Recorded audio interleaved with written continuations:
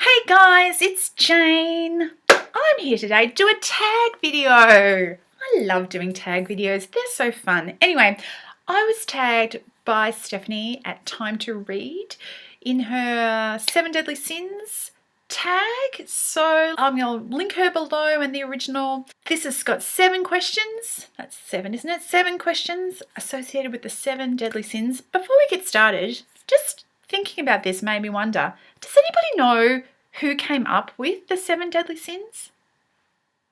Like, why are these ones and not other ones? I'm not disputing their place on the list. I'm just like, did somebody sit down and make it up out of their head? I don't know.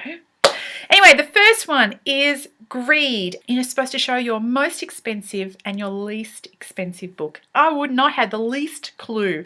But let me tell you, this is the book, in my opinion, with the richest history. So we're going with that one. Richest, did you get it?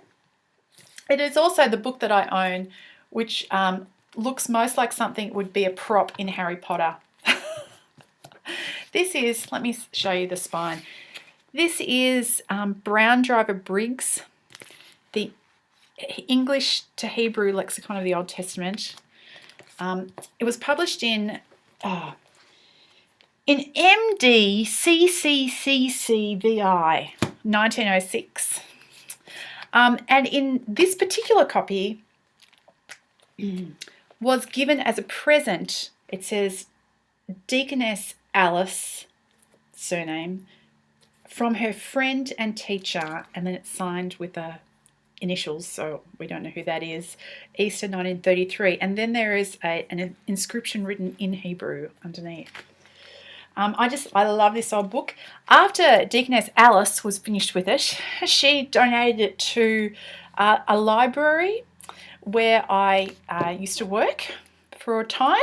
And at the time that I was working, it was actually deaccessioned. The library was thinning out its collection. And when I saw this, I had to take this one home. It's gorgeous. So that's Brown Driver Briggs. And I'm saying that's my most expensive book. Yeah, that's what we're saying. My cheapest book is this one.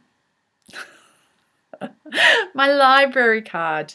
I was figuring I've actually got lots of books that I didn't pay for. I've got lots and lots of books that I didn't pay for. And in a way, I do actually pay for this because my rates pay for the library. But there's like so many books. When you kind of divide the rates that you pay by how many books, because it's not just the books in my library, you can get like any book almost through an interlibrary loan. So that is my cheapest book.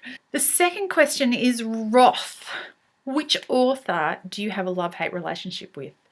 And there's no question about that. It's Jasper Fforde. Jasper, please finish The Shades of Grey. I talked about that just the other day, so I don't have to go any further. The third question is gluttony. Which book have you deliciously devoured over and over with no guilt whatsoever? And for me, that one is The Grand Babylon Hotel by Arnold Bennett. I've read this book so many times. This is the original copy that I had of it, the first copy I ever had. As you can see, I pretty much destroyed this book by reading it. But that's okay, because I have other copies. I've made it a practice that whenever I'm near a secondhand bookshop, I look for copies of this book. And if I find one, I buy it. So I have a semi-collection just of copies of this one, The Grand Babylon Hotel. Okay, the fourth question is sloth. Which book have you neglected to reading through laziness?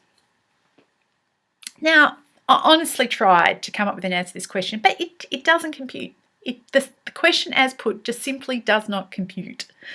If you had asked, what daily tasks have you lazily refused to do because you've been reading instead, then this video would go for much longer. But as it is, yeah.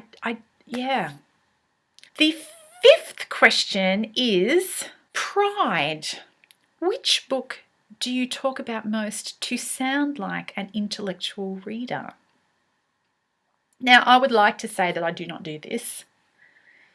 And I don't do it a lot, but yeah, real talk time. Everybody does this sometimes, I think, given the right set of circumstances and the right person that you're trying to impress.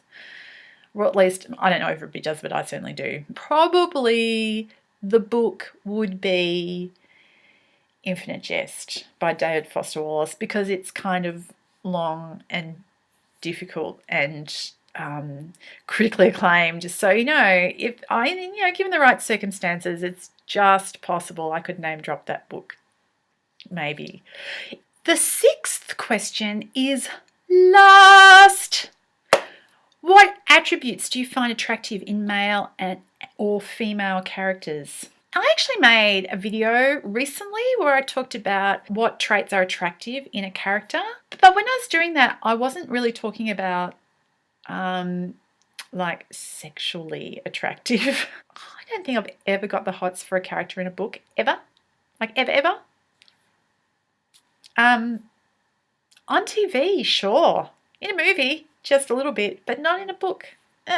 So I'm left with what I find admirable or whatever about a character, and that is, the things I've already said, and I'll link my video below. Which brings us to the very last question.